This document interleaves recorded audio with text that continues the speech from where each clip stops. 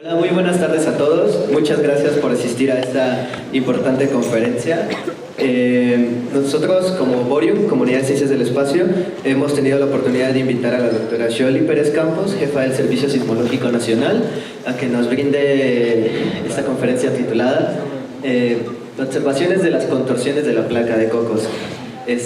Nosotros, Borium, somos una comunidad de estudiantes de licenciatura y de posgrado. Organizamos conferencias como estas y participamos en eventos de divulgación de la ciencia.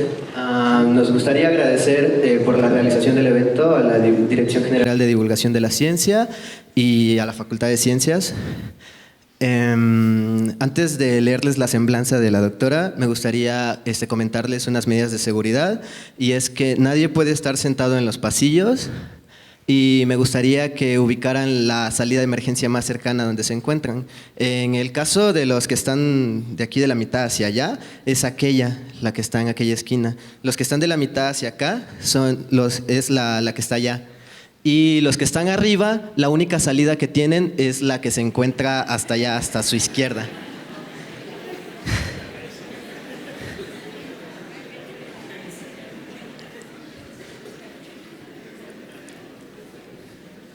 Sí, bueno, la doctora Xioli Pérez Campos es egresada de la Facultad de Ingeniería de la UNAM, donde formó parte de la primera generación del programa de alto rendimiento académico y donde se tituló con mención honorífica como ingeniera geofísica. Su desempeño académico fue reconocido con la medalla Gavino Barrera a nivel preparatoria y licenciatura. Realizó sus estudios de maestría en estadística y en geofísica, así como de doctorado en geofísica en la Universidad de Stanford. Durante su doctorado recibió el reconocimiento al mejor trabajo presentado por estudiante por parte de la Sociedad Sismológica de América. Además, realizó un postdoctorado en el Instituto Tecnológico de California, Caltech. A su término, se incorporó a la Facultad de Ingeniería de la UNAM como profesora de tiempo completo del Departamento de Ingeniería Geofísica, en donde imparte clases desde 2004. En 2005 se transfirió al Instituto de Geofísica, también de la UNAM, donde además de impartir cursos en el posgrado de Ciencias de la Tierra, labora como investigadora titular en el Departamento de Sismología, estudiando la estructura sísmica de la zona de subducción y del noreste de México, noroeste, así como las características de la fuente de sismos mexicanos. Pertenece al Sistema Nacional de Investigadores, contando con el nivel 2. De 2008 a 2010 fungió como representante técnico de México ante la Organización para el Tratado de Prohibición Completa de Ensayos Nucleares de la ONU. Actualmente es presidenta de la Unión Geofísica Mexicana y jefa del Servicio Sismológico Nacional. Y bueno, dejando de lado el currículum, también me gustaría mencionar que la doctora Xioli es una persona con una enorme calidad humana y muy querida por todos los que la conocemos. Pues, sin más, me gustaría que le dieran un fuerte aplauso a la doctora.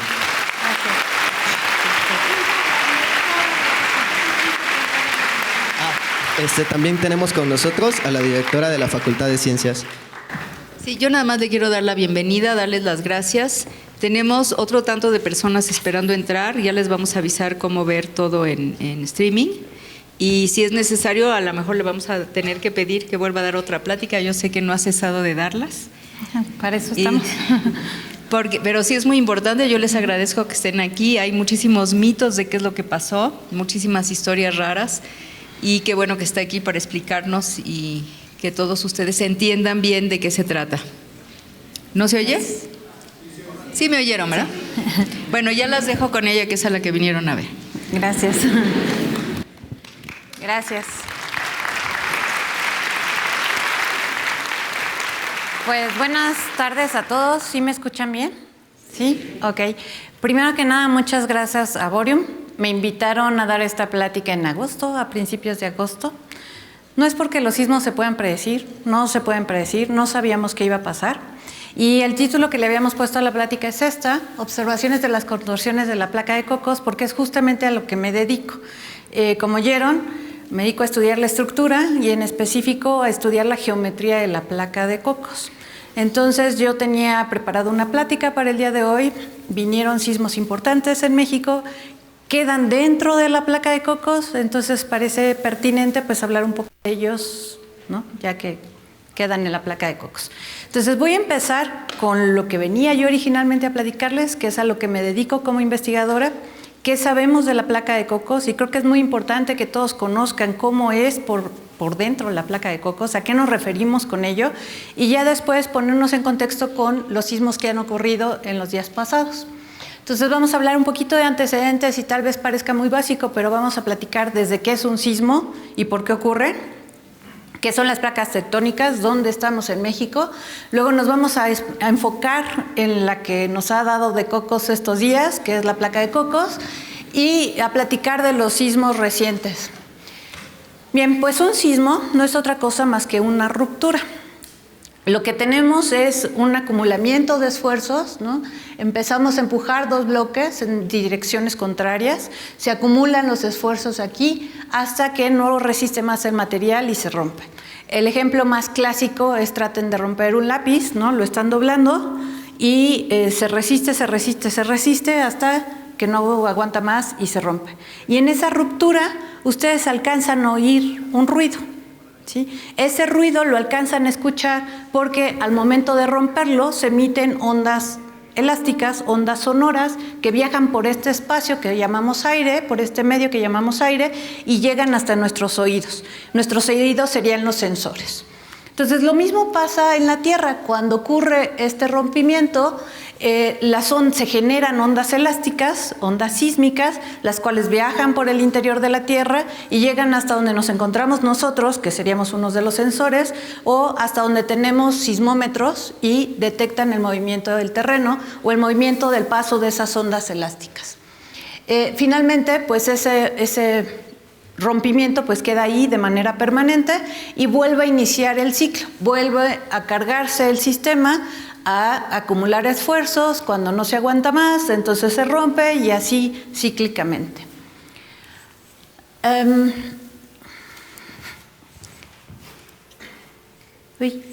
No sé qué hice.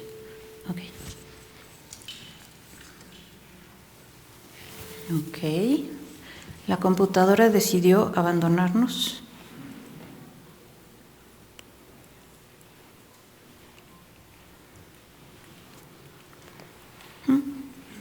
Completamente abandonados. Ok, vemos así. Ok. Entonces, ¿dónde ocurre? Los sismos no ocurren en la superficie, ocurren a profundidad. En el punto donde ocurre, donde inicia esa ruptura, ¿no? Donde se rompe ese material, se le llama foco o hipocentro. Y no es un solo punto, rompe todo un plano, el cual conocemos como falla, que vemos ahí. Y a partir de ese foco y de esa falla es de donde se emiten las ondas sísmicas. Si nosotros hacemos una proyección de ese foco hacia la superficie, la proyección sobre la superficie la conocemos como epicentro. Lo que hemos visto es que la gran mayoría de sismos nos dibujan este patrón. Y ese patrón nos está delineando lo que conocemos como placas tectónicas. Lo que vemos aquí son las placas mayores, las más grandes. Nuestro planeta, la corteza terrestre, está dividida en esos grandes bloques conocidos como placas tectónicas. Y justamente en la interacción de esas placas tectónicas es donde se dan los sismos más importantes. Por ejemplo, el que nos afectó hace 32 años, un 19 de septiembre. Las generaciones de allá atrás y allá arriba algunos, pues no se acuerdan de esto porque no lo vivieron, pero los que veo acá adelante y yo, sí lo vivimos, ¿no? Somos una generación marcada por este sismo. Es un sismo muy importante porque como el que ocurrió otro 19 de septiembre, este 19 de septiembre causó una gran devastación en nuestro país, sobre todo en la Ciudad de México. Tuvo una magnitud de 8.1 y ocurrió en las fronteras de la placa de Cocos y la placa de Norteamérica. Pero hay otros sismos importantes en el mundo que tienen las mismas características. Por ejemplo, el de Sumatra, en 2004, que también es un sismo de subducción, pero entre otras placas, y si vemos por allá, pues fue la placa de Euroasiática con la placa de Filipinas. Y ese sismo fue muy importante porque tuvo una magnitud, además de ser muy grande, de 9, generó un tsunami, el cual fue transoceánico, y la mayor parte de las pérdidas humanas se debió a ese tsunami. Fue un sismo también que marca y rompe paradigmas en la sismología, porque nos hace voltear a todos los países que tenemos zona de subducción para poner más atención en los tsunamis. Y a raíz de ese sismo se empieza a generar mucha cultura en torno a los tsunamis, mucha preocupación en cuanto a cómo alertar a las poblaciones en cuanto a tsunamis y sobre todo tsunamis lejanos, porque, insisto, tuvo un tsunami transoceánico que mató muchísima gente en la India. ¿Sí? Si ellos hubieran tenido una alerta de tsunami transoceánico, muchas vidas se hubieran salvado. Hay otros sismos icónicos, como el otro reciente de Chile en 2010, magnitud 8.8, otro sismo de subducción. Aquí es la placa de Nazca metiéndose por debajo de la placa de Sudamérica. Y ese sismo es importante porque de pronto nos toca más cerca, en el continente, de una magnitud considerable y que nos hace voltear hacia nosotros mismos. Chile tiene un gran historial de sismos grandes. De hecho, es el país que ha registrado el sismo más grande en la historia, magnitud 9.5, ¿sí? en registro, también de subducción. Y otro sismo que rompe paradigmas es el sismo de Japón de 2011. Todos recordamos el famoso tsunami, la catástrofe con Fukushima, etcétera, pero para los sismólogos lo que ha sido importante es que es un sismo que rompe en la zona cercana a la trinchera, zona que se pensaba que no podía romperse. ¿Por qué? Si nosotros tenemos estos dos bloques en contacto y tenemos esfuerzos, pues solo lo que se va a romper es lo que está ahí bloqueado, ¿sí? Lo que se pensaba es que esta zona más cercana a la trinchera, que es donde se unen las dos placas en la superficie, se deslizaba sin problemas y ya después los esfuerzos se acomodaban acá abajo.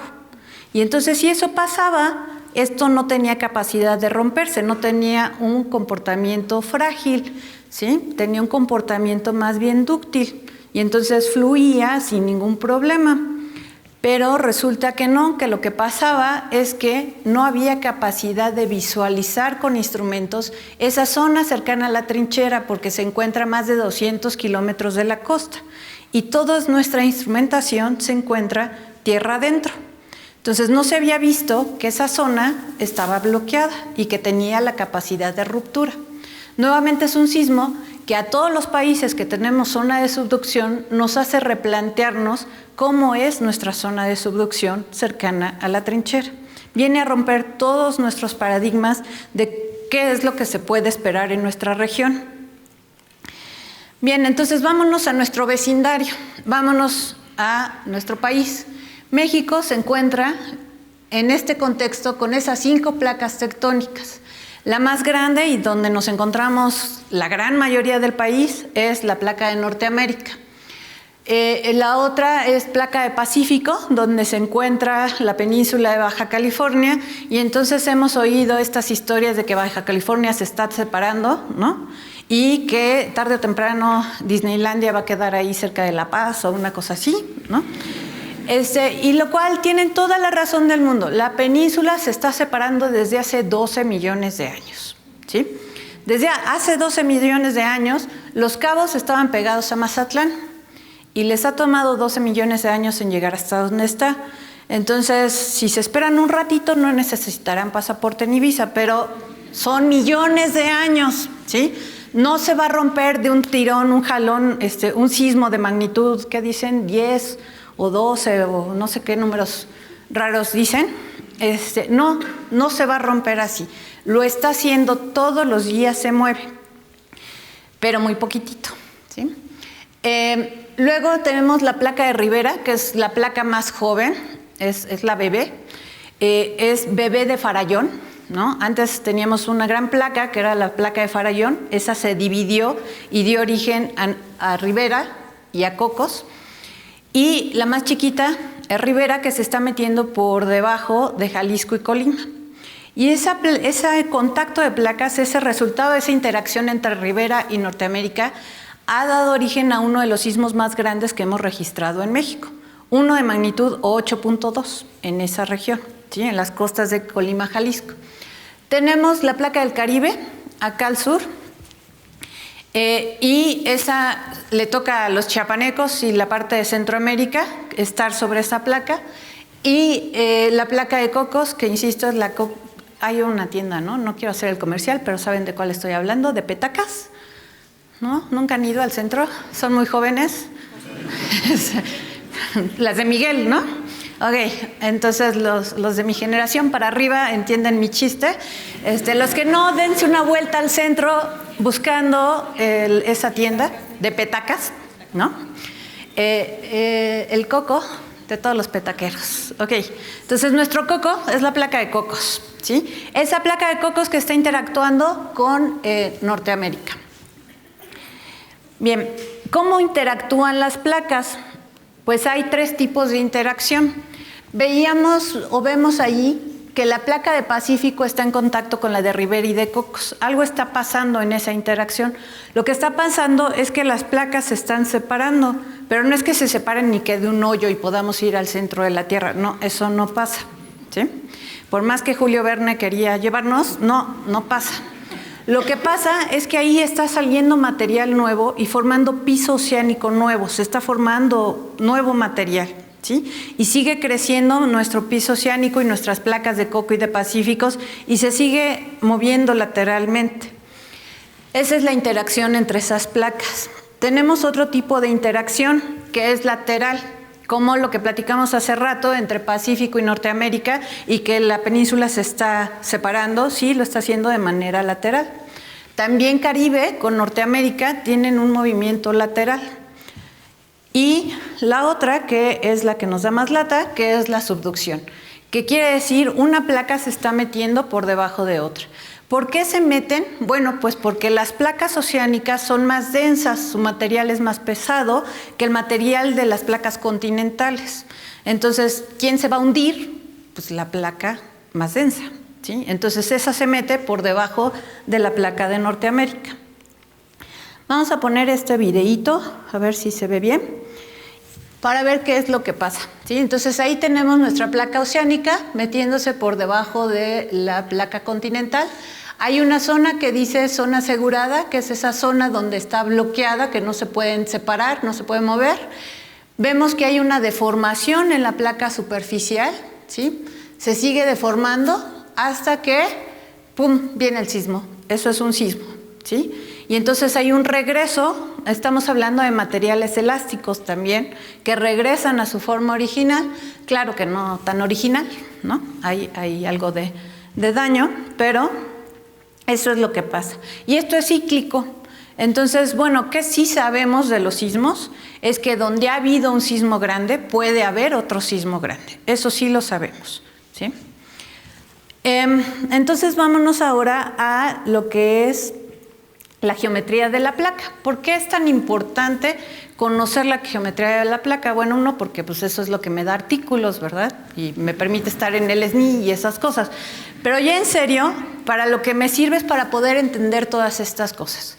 Si yo conozco la geometría de la placa, yo puedo entender cuáles son los esfuerzos en la corteza, en esta placa de Norteamérica. ¿Por qué el vulcanismo que se presenta en el centro de México tiene la composición geoquímica que tiene? ¿Por qué tiene la variabilidad temporal que se ha presentado? ¿Por qué la sismicidad se presenta donde se presenta y con el tamaño que se presenta? ¿Y por qué no se presenta donde no se presenta? ¿Y por qué hay otros fenómenos sísmicos que están asociados a este comportamiento de la geometría? ¿Sí? Y la otra es poder entender cómo se está moviendo por dentro el manto y está haciendo que estas placas se muevan y migren y nos generen todas estas cosas. Entonces, pues sí resulta importante y desde mi punto de vista, pues apasionante, ¿no? Si no, no me dedicaría a esto. Entonces, lo que ven aquí en puntitos de colores es toda la sismicidad hasta hace algunos años que hice esta figura. Y el color que tienen corresponde a la profundidad, de tal manera que los colores verdes azules son someros, es decir, con profundidades de 1 kilómetro a 20, 30 kilómetros. Los amarillos andan entre 40 y 60 kilómetros y los rojos andan, naranjas oscuros, rojos andan por abajo de los 80 kilómetros. Y entonces, con solo ver esta figura, ustedes me dirían, pues veo que en una franja todos los sismos son someros, de profundidades menores de 20, 30 kilómetros. Y luego veo una franja amarilla y luego veo una franja roja, ¿sí? Lo que estamos viendo ahí es la placa. Un sismo se da donde hay material que romper. Si el material no se puede romper, pues no hay sismos, ¿sí? Entonces el manto se comporta de manera viscoelástica, dúctil, no se rompe. La litosfera se comporta de manera frágil, sí se rompe. Entonces, mientras yo tenga litosfera, mientras yo tenga placa, eso se va a romper. Entonces, lo que estoy viendo con la sismicidad es justamente esa geometría de la placa, ¿sí? Entonces, vamos a echarnos un clavado a cómo se ve una zona de contacto. Lo que tenemos ahí en café correspondería a la placa de Norteamérica, la placa de arriba, la placa continental. Y lo que vemos en morado correspondería a la placa oceánica que se está metiendo. Y en la superficie lo que vemos sería la zona de contacto. Las zonas rojas, las manchas esas rojas, me indican zonas que se quedan trabadas, atoradas, donde se va a acumular el esfuerzo y se va a convertir eso en sismos importantes. Lo verde quiere decir que pues, se mueve solito, ¿no? Cuando se mueve el rojo, pues ya nada más termina de empujar lo de al lado. Lo rosa se comporta igual, más bien fluye de manera fácil, y lo que surge después del sismo del 2004 es esa zona azul donde antes se pensaba que fluía y ahora tiene el potencial de estar bloqueado, y si está bloqueado puede producir sismos que generan tsunamis importantes, ¿sí? Así está.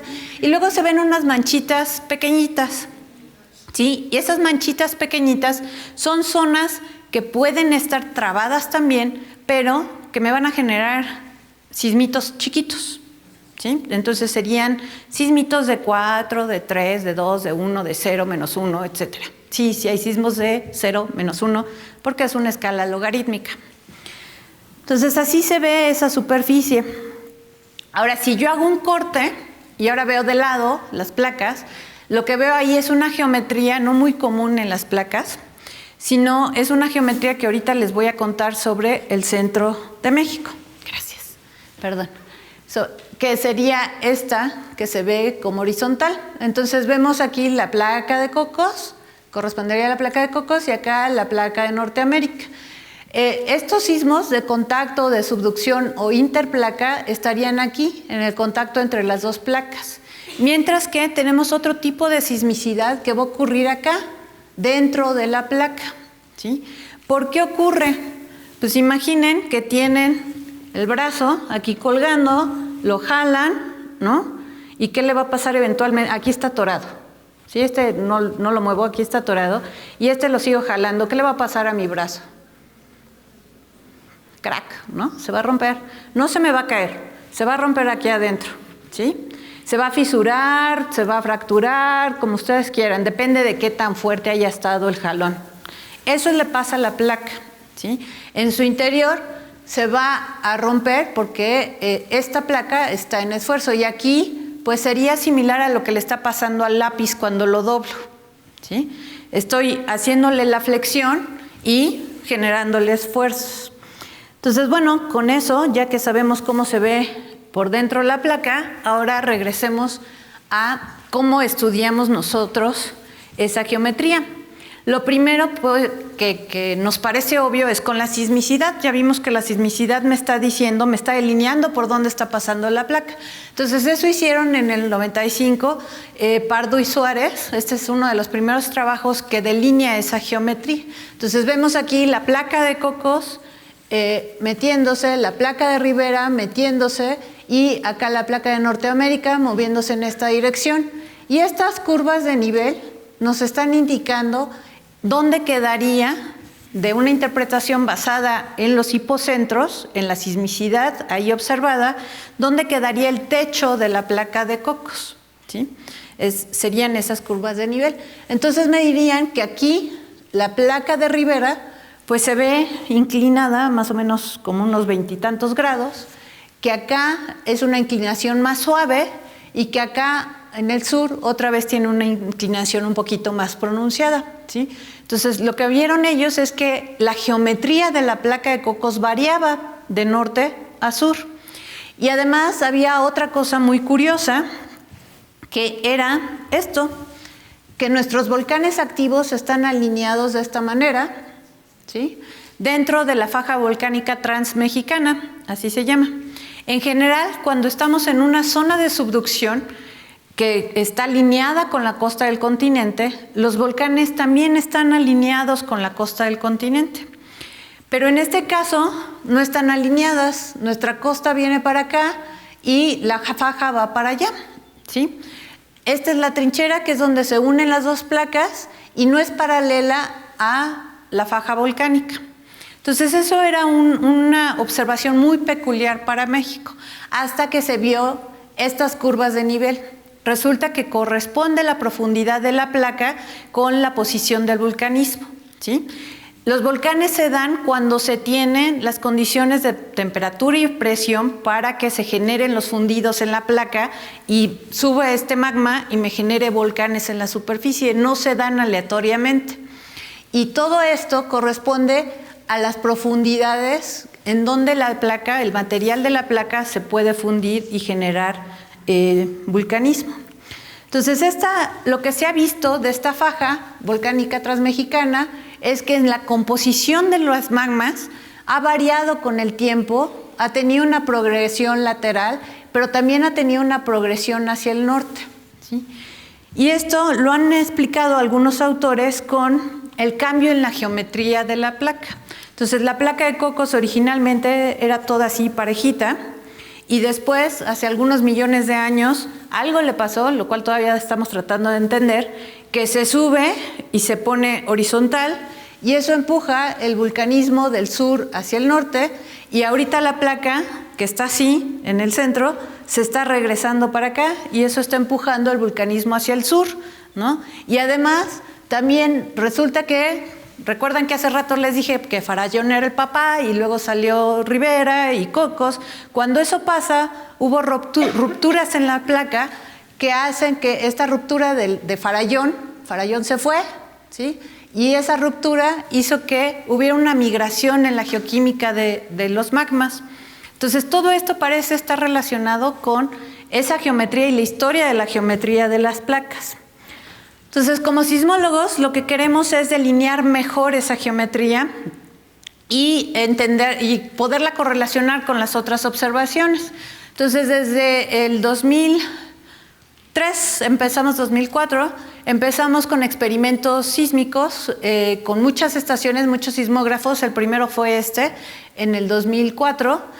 Son 100 estaciones sismológicas aquí, otro grupo hizo yo también hice y ahorita estamos haciendo otro acá. Y es justamente para delinear todos estos cambios en la placa. Entonces, ¿qué se ha visto? Vámonos primero a Rivera. Aquí era una geometría con unos cuantos puntos, y lo que hicieron los investigadores allá con un proyecto que se llamó Mars, y no porque sea Marte, sino porque es Mapping the Rivera Subduction, ¿no? Entonces, mapeando la subducción de Rivera, lo que hicieron fue un trabajo de tomografía. Entonces, todos estamos acostumbrados a escuchar tomografía cuando nos van a hacer algo, ¿no?, médico, y eso implica tener sensores. Nos ponen unos sensores, nos avientan señal y reciben los receptores y hacen un cálculo de viaje de las ondas, ¿no? Lo mismo hacemos los sismólogos, pero ¿qué usamos? Nuestra fuente son los sismos y nuestros receptores son estaciones sísmicas en la superficie, y con eso generamos estas imágenes donde nos dejan ver los contrastes del material. Y entonces cada una de estas imágenes corresponde a un corte hacia adentro, y ven estas manchas azules, las cuales corresponden a la placa. Entonces estamos realmente viendo a la placa ahí metida, ¿sí? Ese es Rivera, este es Cocos. Entonces vemos cómo Rivera tiene un ángulo más profundo, más inclinado que lo que tiene Cocos, y vemos que más o menos por aquí, después entre y hay una interrupción en esa mancha azul, y esa interrupción se refiere a la separación que hay entre las dos placas a profundidad. Y es súper interesante porque pues si hacemos un diagramita, los sismólogos no somos muy buenos dibujantes, pero esta sería la placa de Rivera, esta sería la placa de Cocos, viéndolas desde el interior del continente, se alcanza a ver esa separación entre ellas, y lo que es muy interesante es que coincide muy bien con el vulcanismo que se ve en esa zona. Volcán de Colima, Volcán de Fuego, Seboruco, Mascota, etcétera, etcétera, ¿sí? Y la geoquímica se puede explicar muy bien con esa ruptura, con esas inclinaciones de placa, etcétera. Y entonces nos vamos yendo hacia el sur, y hay otros experimentos tomando datos de diferentes lugares, donde aquí ya es Cocos, pero Cocos tiene un cambio en la geometría, ¿no? Quedamos que pasa esta geometría a esta geometría. Entonces, ¿cómo se da ese cambio? Pues estos investigadores proponen que se da de esta manera, donde tenemos la separación aquí entre Rivera y Cocos, y que aquí se está como haciendo chicle, ¿no? Como separando, pero todavía no se separan, Cocos Norte y Cocos Sur. Vámonos al centro del país, que es donde hicimos este gran experimento de 100 estaciones, y esta es la imagen que sacamos. Y pues tal vez me digan, pues no veo mucho, excepto que veo aquí una cosa roja, y tendrían toda la razón. Esa cosa roja lo que me está indicando es hasta dónde llega mi corteza continental. Entonces aquí tendría yo a la placa, a la corteza de la placa de Norteamérica, y aquí abajo tendría manto. Y luego acá, si alcanzan a ver, se ven dos líneas, una azul y una roja, que se van siguiendo. Y viene por aquí y luego ¡pum!, se va para abajo. Lo que estamos viendo ahí, y les voy a ayudar con estas líneas, es justamente la placa de Cocos con su geometría horizontal, ¿sí? Entonces ahora sí no me cuentan, la estamos viendo, tiene una geometría horizontal. Entonces acá anda Acapulco, nosotros andamos por aquí. La placa de Cocos aquí en la Ciudad de México está más profunda, más de 100 y cacho kilómetros de profundidad, pero ahí solo estamos llegando a 100 kilómetros. Entonces usamos otra metodología que es tomografía, y podemos ver esto, que sería la placa de Cocos metiéndose hasta unos 570 kilómetros de profundidad, ¿sí? Y bueno, los sismólogos profundos vemos hasta el núcleo, ¿no?, de la Tierra. Yo soy medio intermedia, me quedo en estas zonas, como a 700 kilómetros de profundidad. Bien, entonces, pero después viene esa transición en la geometría. Y esto es algo que no me voy a saltar la transición y me voy a ir hasta el sur, hasta donde ya la conozco bien, que es justamente la zona del Istmo de Tehuantepec. Ahí tuvimos otro experimento, pusimos estaciones todo a lo largo de la carretera transísmica. Esta es la imagen que obtenemos, y pues me van a decir, ahí sí no veo nada, ¿no? De hecho, mis colegas dicen que es como, no saben bien si es un Miró o un Picasso o algo así, porque no se ve nada, pero en realidad sí lo vemos, quienes nos dedicamos a esto sí lo vemos. Y hay que hacer algo de procesamiento con la imagen. Lo que se ve aquí es justamente la pareja de azul-rojo, donde me está indicando que por ahí pasa mi placa de Cocos y que tiene esta inclinación, que por aquí está mi corteza continental, aquí está Mojo, la discontinuidad de Mohorovics, y que en esta zona tendría mis sismos de contacto. Y para referencia, pues el sismo del 7 de septiembre, que ya lo vamos a ver más adelante, ocurre como por aquí más o menos, ¿sí?, dentro de la placa. Pero bueno, ya me fui al sur y me salté la transición, ¿no? Cómo cambia de esta zona que es horizontal a esta zona que es inclinada. Entonces, hay ya varios trabajos en eso, pero todavía estamos investigando, donde se ve que la transición se da aquí, ¿sí? Este estudio me dice que se da ahí. Sugieren que puede estar rota la placa, como en el norte, pero hay otros trabajos que dicen que no hay evidencia de que esté rota, porque hay otros fenómenos asociados.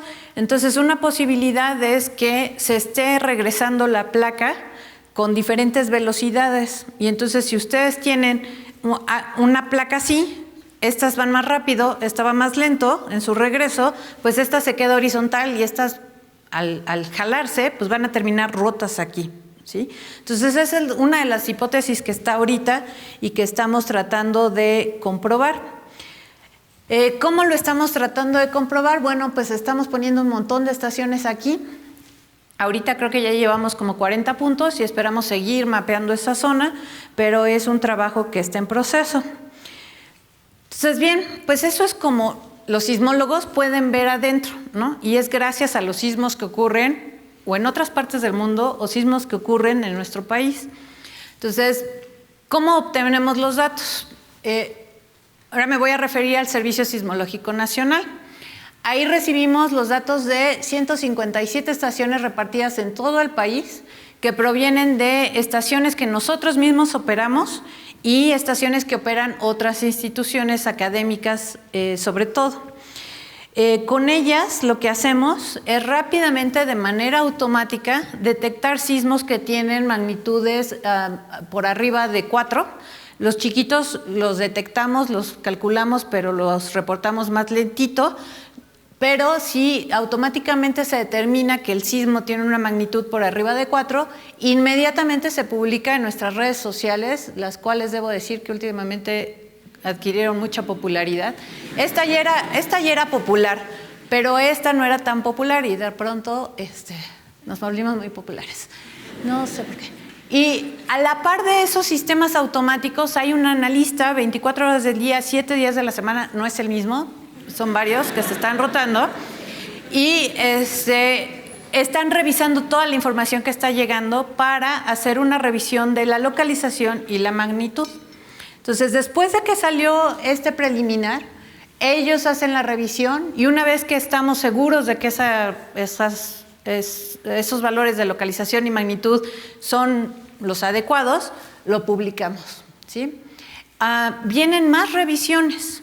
Se incorporan más datos de otras estaciones que a lo mejor en ese momento no se recibieron por algún problema de comunicación o porque la estación no tenía luz o porque se cortó el dato en ese momento, lo que sea. Vienen más revisiones. Esas ya no las publicamos a la población porque se mueve ya bien poquito el epicentro. Lo que ya no cambia es la magnitud. Esa ya es un valor muy robusto. Entonces viene y se hacen esas revisiones y se publican. En el 2016 se reportaron 15,460 sismos en el año.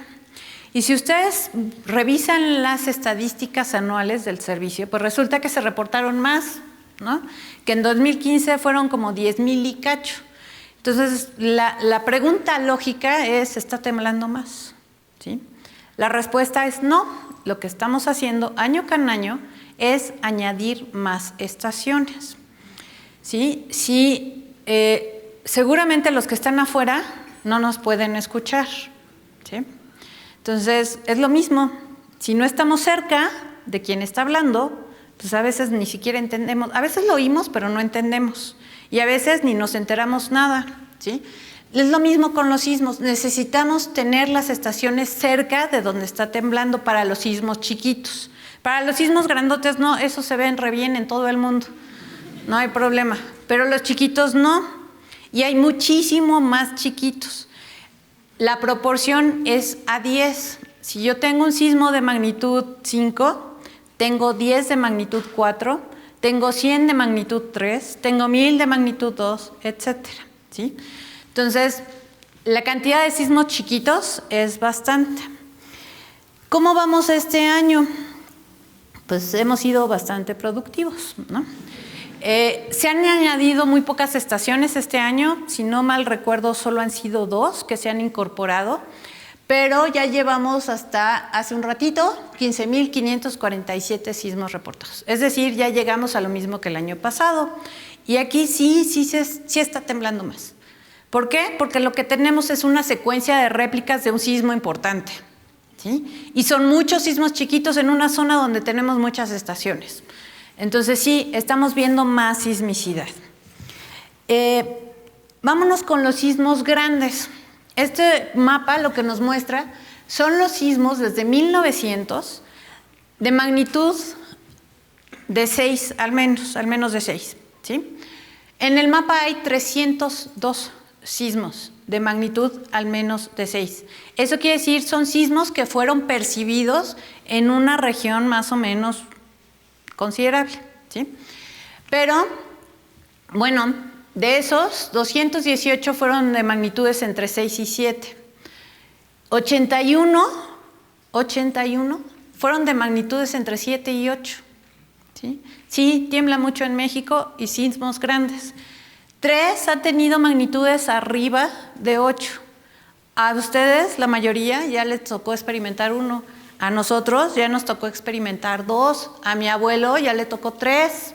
¿Sí? Mi abuelo es del 20 y algo, del 20. ¿Sí? Entonces le tocó. En el mundo, ¿cómo estamos con respecto al mundo? Me van a decir, es que en México tiembla bastante. No, pues en el mundo, nada más agarré la estadística de 8, porque si me pongo más chiquitos, pues los números son muy grandes. Ha habido, desde 1905, 93 sismos de magnitud 8. ¿Sí? ¿Por qué no nos enteramos? Porque no nos afecta. ¿Por qué no nos enterábamos hace algunos años? Porque no había tanta comunicación, no había redes sociales, ¿no? ¿Cuáles son esos sismos importantes en México? Bien, el primero, ¿no? El más reciente. El segundo, 1932, que ya les comenté. 1985, 19 de septiembre, magnitud 8.1 de ondas superficiales, 8 magnitud de momento. En las costas de Colima, magnitud 8, 1995. Es debatible porque el primer cálculo de la magnitud es 7.8, pero una revisión con magnitud de ondas superficiales es 8. ¿Sí? Entonces estoy diciendo números de magnitudes que son diferentes. Es que hay diferentes metodologías para calcular la magnitud. Depende del dato que se use, del pedacito de onda sísmica que se analice. Depende si lo estoy haciendo con estaciones cercanas, estaciones lejanas, etcétera, etcétera, etcétera. Entonces, hay fácil 20 formas de calcular la magnitud y estas pueden darnos números diferentes. Y para el sismólogo es importante, si nos están dando números diferentes, me puede indicar algo sobre el comportamiento en la fuente, es decir, donde se originó el sismo. ¿Sí? Cuando todos son iguales, pues no es que sea un sismo común y corriente, pero no tiene esas particularidades. ¿Sí? Entonces sí pueden tener números diferentes, aunque no tan diferentes. Bien, ¿qué pasó? Lo puse al revés. El 19 de septiembre. El 19 de septiembre tuvimos un sismo aquí en el centro del país, con magnitud 7.1. Y fue un sismo a una profundidad de 57 kilómetros. Fue un sismo intraplaca. Es decir, ocurrió dentro de la placa. ¿Sí? Y lo que yo quería enseñarles ahí no era el del 19 de septiembre, era el del 7 de septiembre. Entonces, el del 7 de septiembre también fue un sismo intraplaca. También ocurrió dentro de la placa de Cocos. ¿Sí? También ocurre aquí en esta placa que se está subduciendo. Este es el mecanismo focal del sismo. Esto que nosotros usamos los sismólogos se llama pelotas de playa. ¿Sí? Parece una pelota de playa, un poquito deforme en este caso, pero lo que nos está diciendo es cómo se rompió el material y en qué dirección se movió. Y a esto lo conocemos como una falla normal o un mecanismo normal. Y no es porque haya fallas anormales y sismos anormales y fallas normales, no. Se llaman así porque tengo dos bloques y uno baja y el otro sube y el que baja es el que está arriba, entonces eso es normal, ¿no? Lo que baja sube, lo de arriba baja. Pero hay otro mecanismo que hace lo contrario, que lo que está arriba sube, eso no suena muy normal, se llama inverso. Y eso es lo que ocurre con los sismos de contacto o de subducción, tienen un mecanismo inverso. Estos intraplaca, por lo general, tienen un mecanismo que llamamos normal. Bien, ese gran sismo de 8.2 que ocurre en las costas del Golfo de Tehuantepec sucede aquí. Y lo que vemos aquí, todos estos puntitos, son las réplicas son 4 días de réplicas y solamente eran 482 réplicas. De hecho, deben ser menos, deben ser cuando mucho 2 días de réplicas, ¿sí? Y son 482 réplicas localizables y cuya magnitud se pudo calcular. Recuerden, si es muy chiquito, a lo mejor no lo puedo localizar y a lo mejor no puedo determinar su magnitud. Como lo que dije hace rato, escucho que alguien habló, pero no sé qué dijo y no sé dónde está. Solo sé que oigo voces, ¿no? Lo mismo pasa acá. Yo sé que tembló, lo puedo ver, pero es tan pequeñito en la señal que no puedo determinar dónde fue y de qué magnitud fue. Entonces, ahorita llevamos un conteo de más de 5,000 réplicas para este evento. Muchas de ellas no se han podido localizar porque son muy pequeñitas. Estas, que son de los primeros días, iban en unas magnitudes entre 2.8 y 6.1, que había sido la más grande hasta ese momento. Lo que es muy interesante, como sismólogo, es esto, esta alineación, ¿sí? Las réplicas lo que hacen es, o se deben al reacomodo de los esfuerzos en la falla. Y entonces cuando nosotros mapeamos las réplicas, lo que estamos mapeando es justamente la falla, dónde se rompió, ese plano de falla. Entonces este está muy interesante porque nos está dando esa alineación y ese plano. Y hubo otra réplica más de 6.1, unos días después, el sábado pasado, ¿no? El 23 de septiembre, que también nos agarró así con todo el susto del mundo. Y también es otra réplica de ese sismo. Entonces llevamos 2 réplicas grandes de 6.1. Ese es el corte a profundidad, ¿sí? Ahora ya estamos acostumbrados a ver estos cortes después de este rato platicando. Entonces tengo la placa de Norteamérica, la placa de Cocos subduciendo. Lo que ven en negro es la sismicidad de fondo, es la sismicidad que ha ocurrido en esa zona hasta antes del gran sismo. Entonces sí, era una zona donde ya temblaba, ¿sí? Toda la costa del Pacífico es una zona donde ya tiembla. Ocurre del 7 de septiembre, vemos sus réplicas aquí en rojo, ocurre, y también estas otras en rojo, y el del 23 de septiembre que se ubica por acá.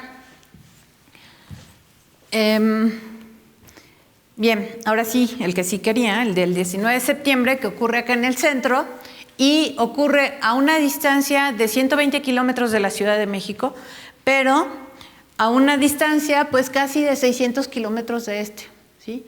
Los dos son sismos intraplaca, los dos ocurren dentro de la placa de Cocos, los dos ocurren a profundidades aproximadas de 57, 58 kilómetros por ahí, ¿sí? Son profundidades muy parecidas, pero no tienen ninguna relación, ¿sí? Y no es que queramos decir no tienen relación y punto, no. Hay grupos de sismólogos estudiando si hay relación o no entre ellos. ¿Cómo? Cuando sucede hay un cambio de esfuerzos en toda la región y entonces puede favorecer la ocurrencia de fallas o la puede desfavorecer, ¿sí? Si yo empujo para allá, pues no, ustedes se van a mover en este sentido, no se van a mover en este sentido, ¿sí? Entonces yo estaré favoreciendo todo lo que se mueve en este sentido, pero desfavoreciendo lo que se mueve en este sentido. Entonces ese es el tipo de análisis que se hace y que se están haciendo. Y hasta ahorita lo que se ha visto es que estos dos no tienen nada que ver. También hay otro tipo de mecanismos para relacionar sismos que ocurren muy cercanos en el tiempo. Y es más bien un disparo dinámico, ¿sí? Pero eso ocurre muy rápido después de este sismo grande. Ocurre 12 días después. Dinámicamente ya no es posible, ¿sí? Entonces, hasta ahorita, todos los análisis que se han hecho apuntan a que estos dos son eventos independientes y que fue una mera casualidad y peor casualidad que haya ocurrido el 19 de septiembre, ¿no? O sea, además. Bien, ese es el mecanismo. Y así es como se ven. Esta es la placa de Cocos vista por dentro. Esta es una figura que me pasó el doctor Leonardo Ramírez. Él está trabajando en la modelación justamente del sismo del 19 de septiembre.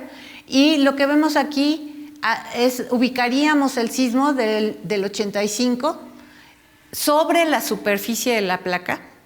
Dentro de la placa sería el del 19 de septiembre del 2017 y acá en el sur, dentro de la placa, del 7 de septiembre de este año. Entonces, esos son mis garabatos, ¿no? Haciendo 2 cortes diferentes a esa imagen que teníamos. Si hacemos el corte en el centro, veríamos los 2 sismos, el del 85, el de 2017, interplaca en el contacto, intraplaca dentro de la placa. Y la pregunta que me han hecho N veces es ¿por qué si este es más pequeño nos afectó tanto comparado con o cómo se relaciona con respecto a la magnitud de ¿sí? Esas son como las 3 preguntas en una sola que he recibido. La primera es si efectivamente del 2017 fue menor, magnitud 7.1, con respecto a magnitud 8.2, o con respecto a magnitud 8.1. Menor significa en tamaño, en esa área de ruptura, en energía liberada. En energía liberada, 2017, magnitud 7.1, es 32 veces más pequeño que de magnitud 8.1 u 8, y 50 veces más pequeño que el de las costas del Golfo de Tehuantepec, ¿sí? ¿Por qué nos afecta tanto? Pues porque está solo 120 kilómetros de distancia, a 400 y casi a 700, ¿sí? Entonces, lo que nos afecta es la intensidad.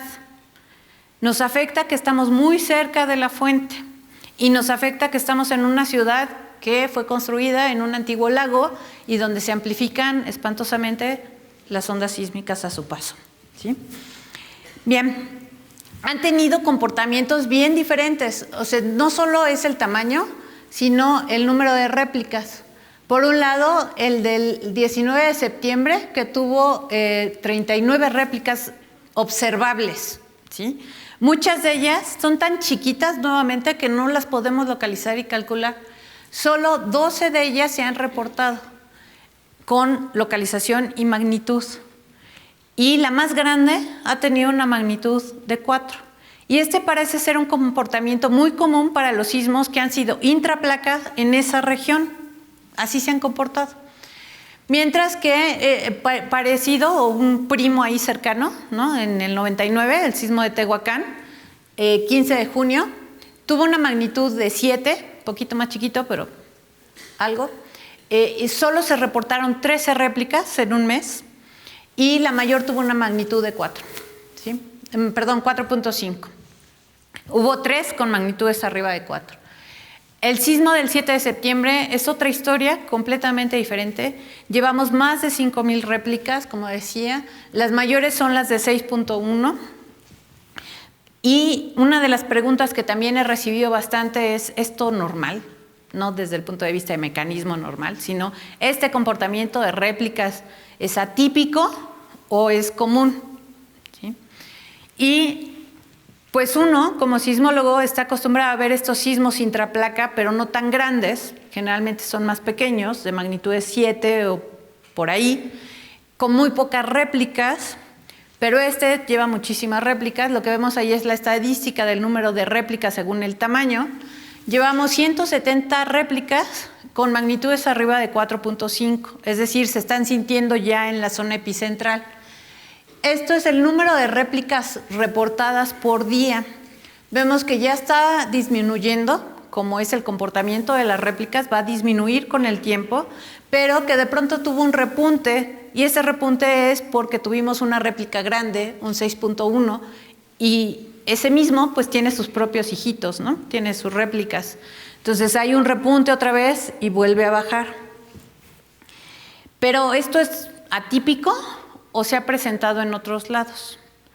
Bueno, pues estuve buscando y me encontré con este sismo, que todavía tengo que verlo mejor porque el mecanismo no parece el mismo, pero en profundidad pues es similar, 60 kilómetros de profundidad. Magnitud es similar, magnitud 8. Y aún a 28 días después del sismo, ese evento había registrado 105 réplicas, pues más o menos lo que nosotros llevamos, ¿sí? No comparo réplicas más pequeñas porque no sé la capacidad de detección que se tenga en la zona. Entonces puede ser que no tengan muchas estaciones y por eso no están viendo réplicas tan chiquitas. Pero ya un 4.5 ya es más fácil verlo más lejos. 2 réplicas fueron de magnitud 6, que suena como muy parecida a la historia de lo que fue nuestro sismo del 7 de septiembre. Entonces, la respuesta es no, no es atípico. Se ha presentado en otras partes del mundo.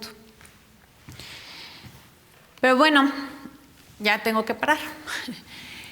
Hoy en día tenemos mucha instrumentación. Gracias a ella podemos conocer el interior de la Tierra, podemos entender mejor y delinear mejor esta geometría. Y esta geometría es importante porque nos va a poder explicar muchos fenómenos que estamos viendo, la sismicidad misma, la composición volcánica, los otros fenómenos sísmicos de los cuales no les platiqué ahorita, pero que existen y que estamos estudiando. Y bueno, pues ¿qué sería de mí si no dijera que nos hace falta por hacer, verdad? Necesitamos hacer muchos análisis más experimentos, nos hacen falta estudiar otras zonas. Estos experimentos han sido a lo largo de líneas, ¿sí? O en zonas muy específicas. No está mapeado toda la placa, entonces necesitamos mapear toda la placa. Y bueno, con estos sismos recientes vienen preguntas. A mí me empieza a surgir una pregunta fundamental. ¿Por qué si estos 2 sismos son intraplaca con profundidades similares, se están comportando tan diferente? ¿Es solo su tamaño? Porque uno es muy grandote y el otro no tanto. ¿O tiene relación con la geometría de la placa? ¿Sí? Y si tiene relación con la geometría de la placa, ya justifiqué toda mi investigación. Y si no, pues también quiero entenderlo, ¿sí? Y poder dar una explicación por qué esos comportamientos son diferentes. ¿Es solo el tamaño o hay otros factores involucrados, ¿no? Y como siempre digo al final de mis pláticas, pues no se pierdan el próximo episodio porque hay que estudiar más. Y gracias.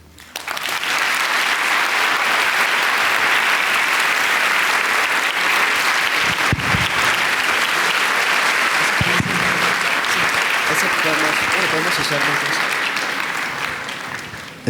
Bueno, vamos a pasar a una ronda de preguntas. Entonces, ¿quién dice yo? Aquí. Buenas tardes, doctora. Bueno, son 2 preguntas, pero creo que pueden estar relacionadas. Durante la conferencia de prensa del sismo del 7 de septiembre, el doctor, creo que se apellida, es Hugo Delgado, el director de Geofísica, comentó que ustedes tenían que hacer muchas más cosas, pero que no tienen financiamiento y que entonces le pedía respetuosamente a la Cámara que liberaran recursos. No sé si siendo el Sismológico Nacional, el gobierno federal está obligado a darles un cierto financiamiento. Y luego la otra cosa es, como a lo mejor no tienen dinero para investigar eso, ¿qué pasa con la brecha de Guerrero que también he estado leyendo en los reportes, ¿no? ¿Esa es parte de la investigación que ustedes están interesados en continuar y para lo que quieren financiamiento? ¿O por qué es tan interesante la brecha de Guerrero? Ok, voy a empezar con la segunda, en lo que mi cerebro está pensando cómo responder la primera. La segunda, la brecha de Guerrero ha sido de gran interés desde antes del sismo del 85. Los sismólogos del Departamento de Sismología del Instituto de Geofísica han estado enfocados y estudiando la brecha de Guerrero para arriba, para abajo, por un lado, por el otro, desde antes del 85. Hoy en día hay un proyecto con la Agencia Internacional de Cooperación Internacional Japonesa, JICA, justo enfocado en la brecha de Guerrero. Entonces ahí lo que se está haciendo, de hecho ahora en noviembre se van a instalar sensores de fondo marino, justamente para estudiar lo que comentaba yo hace un momento. No sabemos si la zona cercana a la trinchera, cómo se está comportando. Y la única forma de estudiarlo con mejor resolución es poniendo instrumentos de fondo marino. Y eso se va a hacer a partir de noviembre. Es un proyecto que ya debe tener al menos un año. Ya se tienen más estaciones. Guerrero es de los estados más instrumentados del país, justo por la preocupación de la brecha de Guerrero. Entonces sí es algo que no se ha descuidado, al contrario, ¿no? Se ha estudiado bastante. y es sobre todo el grupo de sismólogos del Departamento de Sismología de aquí del Instituto de Geofísica de la UNAM. Bien, la segunda pregunta. No me metí en la historia del sismológico. El sismológico nace en 1910, es inaugurado en 1910. Formaba parte del Instituto Geológico Mexicano. Viene la revolución, unos meses después. El sismológico se inauguró el 5 de septiembre de 1910. Viene la revolución, se paran todos los planes de instalación de estaciones, se logran instalar algunos con todo y revolución en marcha. Y en el 29 se le da a la UNAM la autonomía, a la Universidad Nacional la autonomía, y con ello se le encargan muchas cosas, ¿no? Entre ellas el Instituto Geológico Mexicano y el Servicio Sismológico Nacional. Luego, en el 48, se forma el Instituto de Geofísica y se le transfiere la responsabilidad del sismológico al Instituto de Geofísica. Digamos que desde el 29 la UNAM, dentro de su presupuesto, pues ha considerado la operación y mantenimiento del Servicio Sismológico Nacional. El asunto es que hasta el 2004 el servicio era muy pequeño, tenía muy pocas estaciones en el país y sobre todo enfocadas al centro-sur de México. Es a partir de entonces que se forma un proyecto a nivel gobierno que se llama Red Sísmica Mexicana y empiezan a venir recursos de parte del gobierno para formar esa Red Sísmica Mexicana. Empieza a haber una colaboración e intercambio de otras instituciones con el Servicio Sismológico Nacional, se intercambian datos y empieza a crecer el número de estaciones en el país y empieza a tener una cobertura nacional. Eso por un lado pues está muy padre porque tenemos más estaciones, podemos ver sismos más pequeños en toda la República y seguimos creciendo, pero vienen otras complicaciones. Por ejemplo, ¿quién va a las estaciones que están de punta a punta del país? Y pues el dinero que cuesta mantener toda esa infraestructura. Supongo que los de aquí de casa habrán visto que tenemos un nuevo edificio, el cual también viene de recursos de proyectos con el gobierno y de recursos de la UNAM. Y pues ese equipo nuevo le hacía falta esa renovación en términos de sistemas, pero pues todo equipo requiere mantenimiento, ¿no?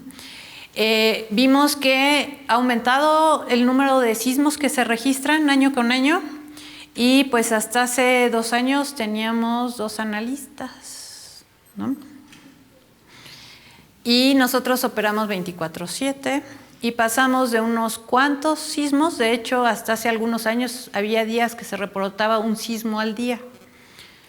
Este año estamos en promedio en 40 sismos al día. Y ahorita que estamos en réplicas, estamos reportando hasta 300 sismos al día, ¿sí? Entonces, ¿cuántos analistas se necesitan para generar todo ese trabajo? Eso implica plazas, ¿no? Entonces, sí llega un momento en el que la pregunta es ¿hasta dónde la UNAM va a ser capaz de sostener este crecimiento que queremos y necesitamos crecer más?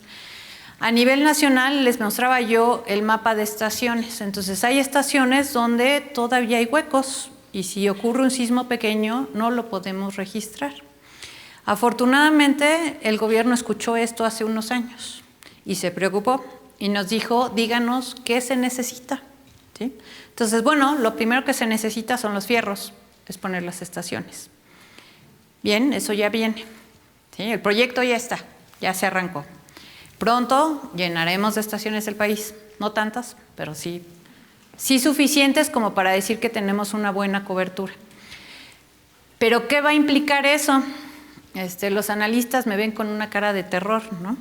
Porque, decía yo, por cada sismo de 4 hay 10 de 3, y si ahora tengo la capacidad de detectarlos, pues el trabajo no aumenta linealmente, ¿sí? Entonces, eso es un problema. Los técnicos de campo también me ven con terror, porque pues si antes tenían que salir y pasan 2/3 partes del año fuera de sus casas, pues imaginen ahora, ¿sí? Entonces, el asunto es, sí se van a requerir muchos recursos y personal para sostener ese crecimiento. La UNAM estoy segura que hará un gran esfuerzo y ahorita sí hay la conciencia en el gobierno para hacerlo. Bueno, ¿tenemos otra pregunta? Sí, son dos preguntas regresando al tema. Una es el del 7, parece que estar en la esquinita de la placa de Caribe también. Esa no tiene nada que ver. Esa es la primera pregunta. Y la segunda es si el calentamiento global tiene que ver con la velocidad de desplazamiento de las placas. Bien, la primera pregunta, en realidad, la figura que viene ahí en la presentación sobre el límite de la placa del Caribe, pues estaba con puntitos porque en realidad no sabemos dónde está.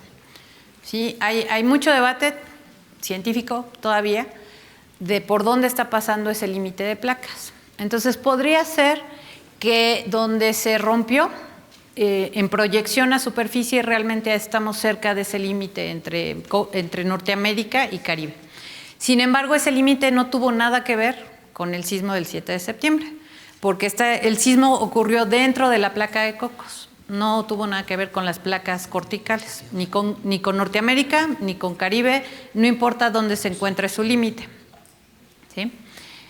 Luego, con respecto al cambio climático, el cambio climático, superficie para arriba, no nos afecta a profundidad. A muy poquito de profundidad, y estoy llamando unos centímetros de profundidad, lo que domina es el calor del interior. No, la isoterma no se modifica por lo que pasa en el exterior. Es muy poco de espesor lo que realmente se ve modificado por los cambios de temperatura del exterior. Lo que domina el movimiento de las placas es justamente la dinámica en el manto. Y esa dinámica en el manto se modifica en términos de millones de años. Mira, voy a abusar, pero las masas de hielo no detienen a las placas y si se disuelven no hay más libertad para que se expongan. No, sí se da una deformación en las placas. De hecho, lo que se ha visto es que el deshielo o las eras con gran glaciación han modificado las placas y sí han producido sismos pequeños en esas zonas donde se dan esas deformaciones y rebotes, pero no modifican, o sea, las fuerzas internas son mucho mayores que esta pequeñita superficial, ¿sí? La proporción es brutal. Acá arriba tenemos una pregunta. Bueno, respecto al sismo que hubo el 7 de septiembre en Chiapas, días después hubo un sismo generado, bueno, con epicentro aquí en Tlalpan, del que tuvo una magnitud muy pequeña, pero sin embargo, por la cercanía del epicentro y su profundidad, se logró sentir en este lugar. ¿Ese sismo por qué fue generado? ¿Fue intraplaca también o tiene que ver con la geología de la Cuenca de México? Bien, ese sismo sí es intraplaca, pero le llamamos cortical porque ocurre en la placa de Norteamérica, dentro de la placa de Norteamérica, en la corteza terrestre, ¿sí? Entonces, sí es intraplaca, pero lo conocemos como cortical. Se da porque todo lo que es la cuenca, alrededor de la cuenca, tenemos fallas que se están moviendo también, y que a veces falta un pequeño empujoncito para que éstas se muevan. Son fallas pequeñas, por lo tanto generan sismos pequeños, que hemos llegado a tener de magnitudes hasta 4 en la zona del Valle de México. ¿Por qué se dio en específico ese sismo? Bueno, pues tiene que haber la preexistencia de una falla, no se da nada más porque sí. Y lo que sí se está investigando es la relación que hubo entre el sismo del 7 de septiembre y este pequeñito. Ha habido varios, hay zonas en Hidalgo, hubo otro unos días después en el Valle de Teotihuacán, hay otros en el centro de México, y lo que se está analizando es lo que hace rato comentaba de un disparo dinámico. Entonces esto se está revisando y pues no son análisis que se hagan en unos cuantos días, ¿no? Toma bastante modelo para tener la respuesta final. Entonces, ahorita, de primera mano, pues sí sugiere que hay una relación, pero hasta no comprobarlo, yo no me atrevo a afirmarlo. Sí, bueno, yo tengo una duda respecto a los rumores de que se abrió una falla geológica en Puebla. ¿Qué se puede saber más al respecto? Como dice la canción, ¿no? Son rumores, son rumores. Sí, son rumores. De hecho, he visto algunas fotografías, ¿no? Que se ven así como abierto. No son fallas. Lo que son, seguramente, digo, lo vi solo en fotografías y eso lo podrá evaluar mejor un geólogo, pero no es la falla que origina el sismo. La falla que origina el sismo está a 50 kilómetros de profundidad, no genera ninguna expresión en superficie. Lo que a lo mejor estamos viendo en superficie es el efecto de las ondas sísmicas al pasar. Y que en esa zona, a lo mejor en una zona donde el material estaba medio débil, medio frágil, y pasa y lo sangolotea, pues termina roto, ¿no? O separado. Pero no es una falla geológica, y menos la falla que originó el sismo. Bueno, también en la transmisión en vivo en Facebook están haciendo muchas preguntas y Jazz Riz pregunta, ¿la actividad de las manchas solares influye en la actividad sísmica? Bien, es importante contestar estas preguntas, a pesar de la reacción generalizada. No tiene nada que ver. Las manchas solares se ha visto que tienen cierta periodicidad, la cual no se ve en los sismos grandes, ¿no? Y como decían por ahí, y solo en México pasa, no, analizamos la sismicidad de todo el mundo y no la afecta. Lo que pasa con el sol, a nosotros en la superficie sí nos afecta de cierta manera, pero lo que pasa, igual que con el cambio climático, es mínimo lo que ocasiona con respecto a todas las fuerzas del interior de la Tierra, ¿sí? Entonces, lo que domina en ese movimiento de placas y por lo tanto en la generación de sismos viene de abajo, no de arriba. Ningún fenómeno de la superficie, entiéndase cambio climático, tormentas, huracanes, tormentas solares, manchas solares, alineación de los astros, la presencia de la luna, el eclipse, nada de eso afecta a la sismicidad, ¿sí? Menos de los sismos grandes. Doctora, muchísimas felicidades por su conferencia. Gracias. Son dos preguntas fundamentalmente las que tengo que hacer. La primera es con respecto a, se ha comentado acerca del fenómeno lumínico que hay en sismos. Se puede apreciar por las noches, algunos fotonazos, diríamos vulgarmente, en el cielo, que posiblemente, yo escuché por ahí que se deba a cargas eléctricas debido al rozamiento de la superficie del suelo, ¿no? Durante el sismo. Esa sería la primera pregunta, si es que esto ya hay alguna explicación o tiene algo que ver estos fenómenos lumínicos en el cielo con el sismo propiamente.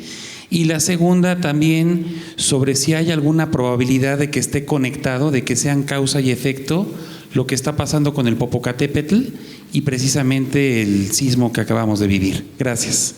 Ok, con respecto a las luces, primero. Este es un fenómeno que no se ha visto en todos los sismos, que se ha reportado en algunos.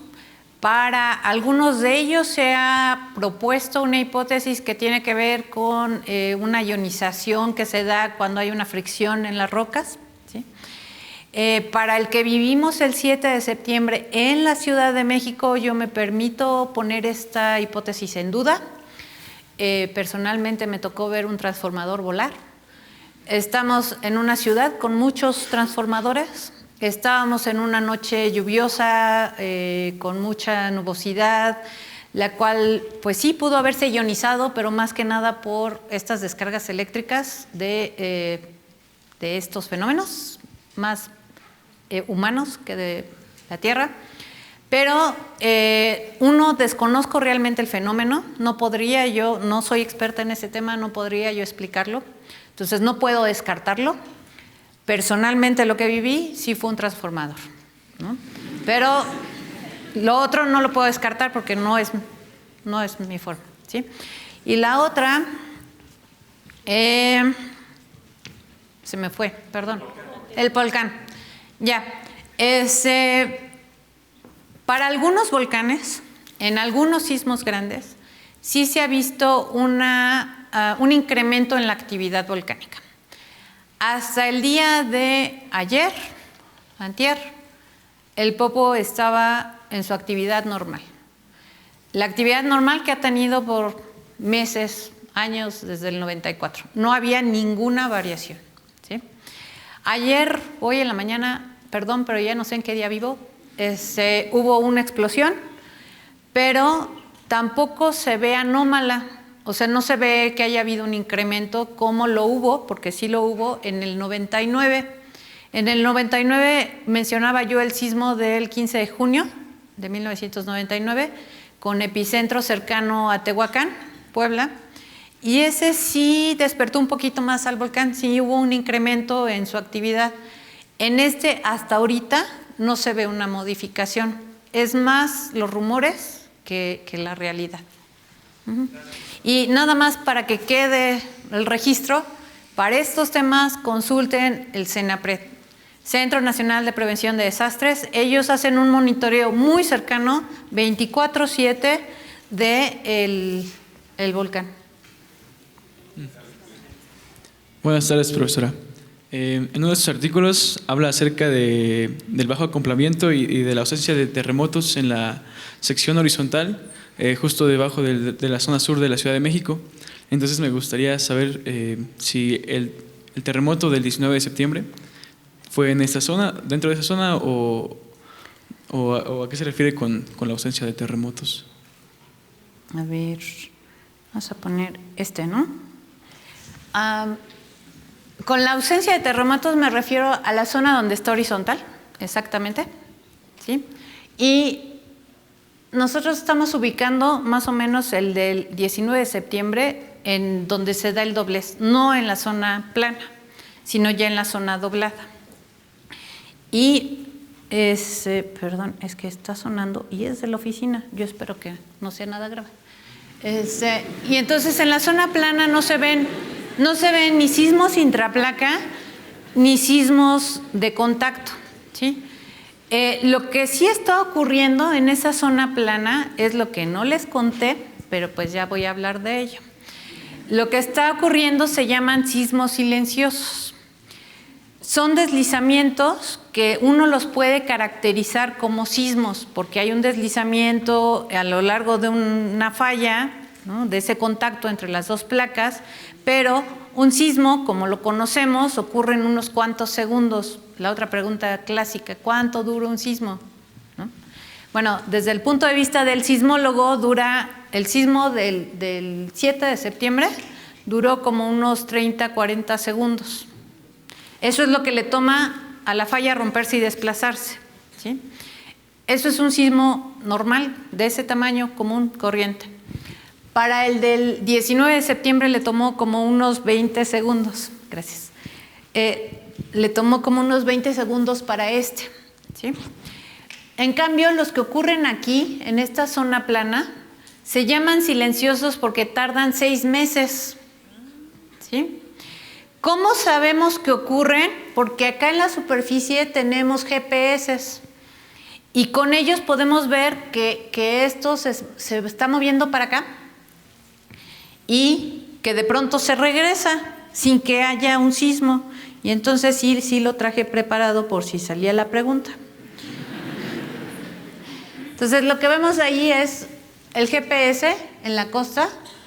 Acuérdense, tenemos la placa metiéndose, aquí está bloqueado y vemos cómo esto va a empezar a moverse todo por allá, ¿no? Ahí va, tiempo cero, se empieza a mover, está aquí bloqueado, ¿sí? No hay sismo, el GPS se está moviendo, se está desplazando, literalmente se está moviendo centímetros y de pronto, no sabemos cuándo, como un sismo, ¿no? Viene el terremoto y el GPS regresa, ¿sí? Y entonces eso se ha visto en esa zona plana con datos de GPS. Sí, venía yo preparada, ¿no?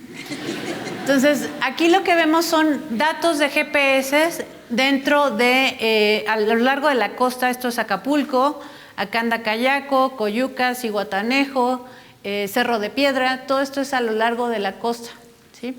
Y lo que vemos es eso, el GPS va en una dirección y de pronto regresa. Si esto fuera un sismo normal, común y corriente, lo hace en unos segundos, el GPS se regresa en unos segundos, ¿sí? Todos los metros que se había desplazado se regresa. Pero acá lo hace, perdón, los centímetros que se habían desplazado. Esto lo hace en 6 meses, ¿sí? Y se ve igualito que si fuera un sismo en un área muy grande, pero con un desplazamiento muy pequeñito.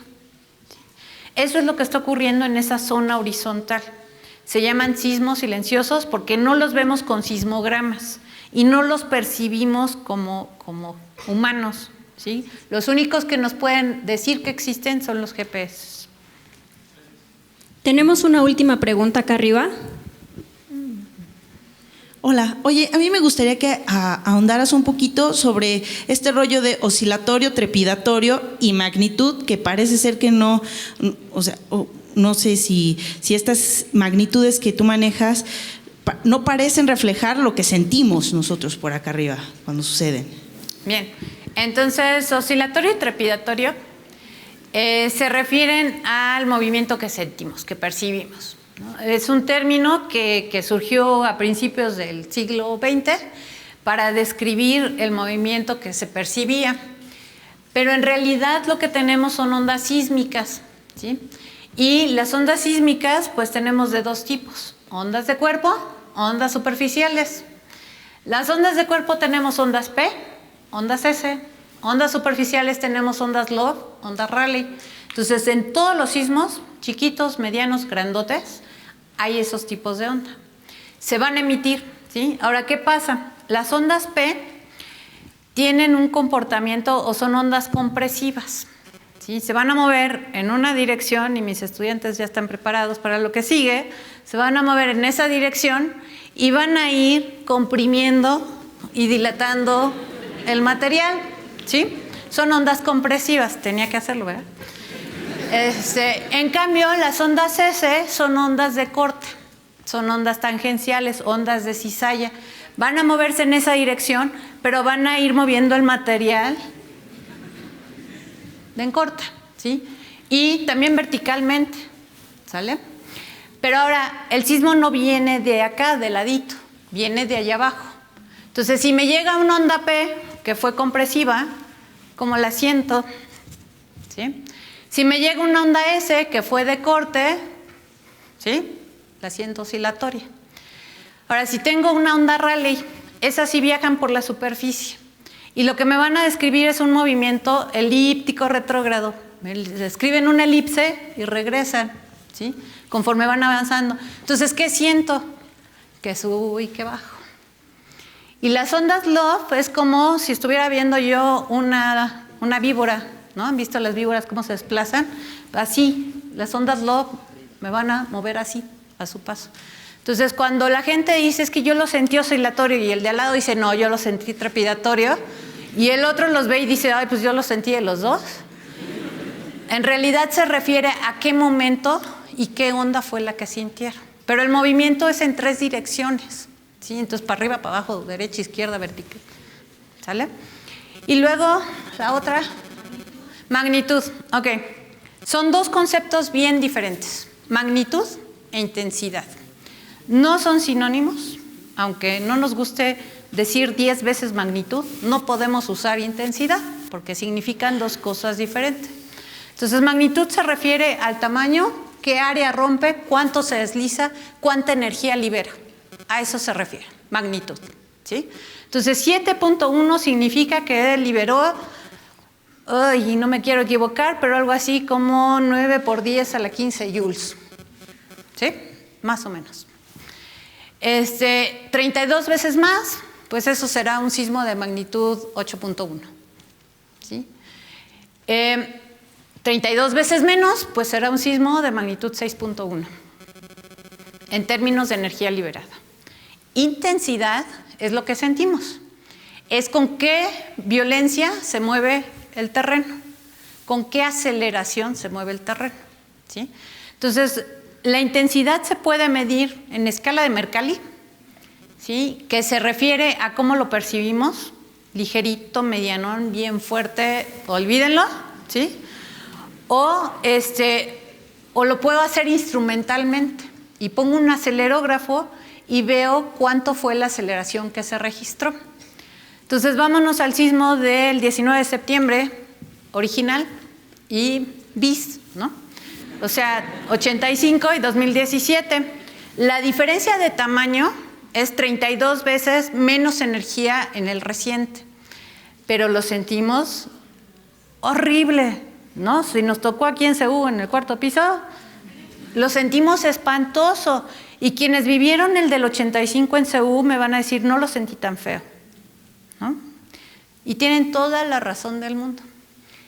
El acelerómetro instalado aquí en Ceú para el sismo del 85 registró una aceleración de aproximadamente 30 centímetros por segundo al cuadrado. El de este año registró 58 centímetros sobre segundo al cuadrado, ¿sí? Esta proporción no es la misma en la ciudad. Cada sitio fue diferente, más o menos, ¿sí? Pero sí lo sentimos más intenso. La intensidad depende de varios aspectos. Uno, qué tan cerca o qué tan lejos estoy de la fuente. Mientras más cerca, más rudo lo siento, ¿sí? Entonces, si nosotros lo sentimos feo, imagínense nuestros compatriotas de Morelos o Puebla, ¿sí? Lo sintieron espantoso, ¿sale? Por supuesto, tiene que ver con la magnitud. Mientras más grande el sismo, más violento, ¿sí? Más distancia para que yo lo pueda percibir fuerte. Para referencia, para el sismo de 8.2 del 7 de septiembre, en las costas de Oaxaca alcanzaron aceleraciones de 500 centímetros por segundo al cuadrado, ¿sí? Lo que vivimos el 19 de septiembre, nada que ver, ¿sale? Y lo otro, uno esperaría que estando a las distancias que nos encontramos de las costas, y eso ocurre en la mayor parte del mundo, aquí pasaran los sismos y nosotros así como, se movió, ¿no? Pero no, o sea, se mueve espantoso. Y eso se debe a las condiciones locales. La geología local, los sedimentos del antiguo lago de Texcoco hacen que las ondas se amplifiquen. Eso se llama efecto de sitio.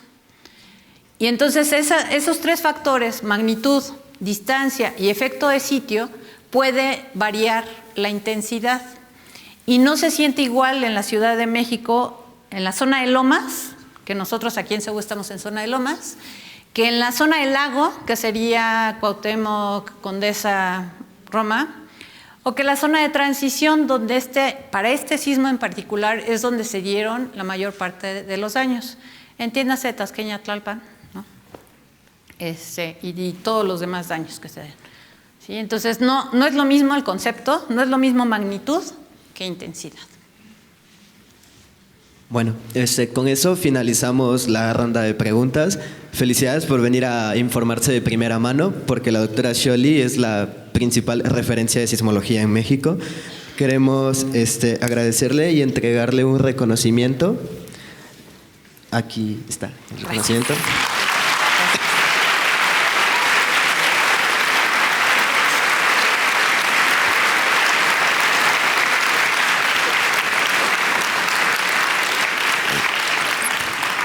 Y pues la conferencia estará en nuestras redes sociales de Borium y los queremos invitar a la próxima conferencia dentro de un mes. Va a ser en el auditorio Moschinsky del Instituto de Ciencias Nucleares. Va a estar la escritora Marta Riva Palacio hablando sobre la literatura en las ciencias espaciales. Esperamos también puedan asistir. Sí caben menos. Sí, caben menos. Bueno, muchas gracias a todos y que tengan una excelente tarde.